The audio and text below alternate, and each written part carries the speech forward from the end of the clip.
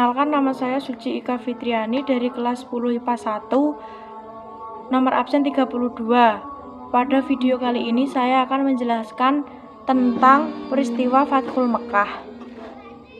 Perebutan kembali kota Mekkah oleh Nabi Muhammad SAW itulah peristiwa Fathul Mekkah. Peristiwa ini terjadi pada tanggal 10 Ramadan 8 Hijriah, di mana Nabi Muhammad SAW dan 10.000 pasukan bergerak dari kota Madinah menuju Mekkah.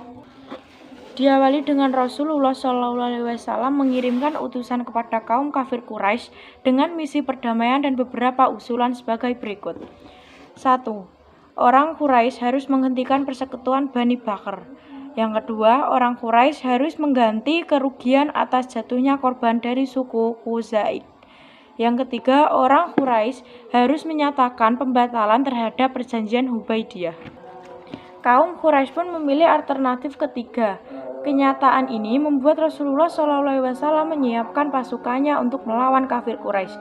Abu Sufyan merasa menyesal dengan menyepakati pembatalan perjanjian Hudaybiyah. Para pemimpin pasukan selama perjalanan dari Mekkah ke Madinah.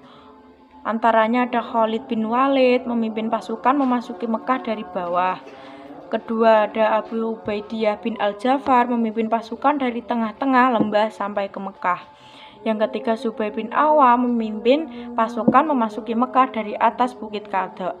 Yang keempat, ada Sa'ad bin Ubadah memimpin orang Madinah memasuki Mekkah dari barat. Melihat jumlah kaum muslimin yang demikian banyak dengan diiringi suara takbir, orang-orang kafir Quraisy tidak mampu berbuat apa-apa. Dalam hatinya timbul ketakutan jika kaum muslimin akan membalas dendam kepada penduduk Mekkah karena telah di luar dari tanah kelahirannya.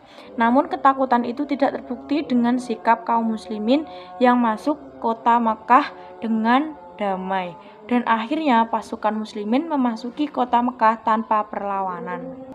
Rasulullah SAW enggan memasuki Ka'bah sebelum dibersihkan dari segala bentuk kemusyrikan dan kedurhakaan. Beliau memerintahkan untuk menghancurkan patung atau gambar yang berada di dalam Ka'bah bersama Usamah, Bilal bin Utsman bin Tolehah, pemegang kunci Ka'bah.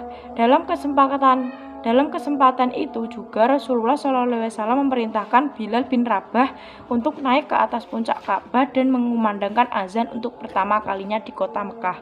Setelah penaklukan kota Mekkah, manusia berbondong-bondong memeluk Islam. Pada tahun ke-10 Hijriah, Rasulullah SAW melaksanakan ibadah haji, dan itulah seterusnya ibadah haji yang dilakukan beliau bersama 100.000 orang. Nabi Muhammad bermurah hati kepada pihak Mekkah dan memerintahkan untuk menghancurkan berhala di sekitar dan di dalam Ka'bah.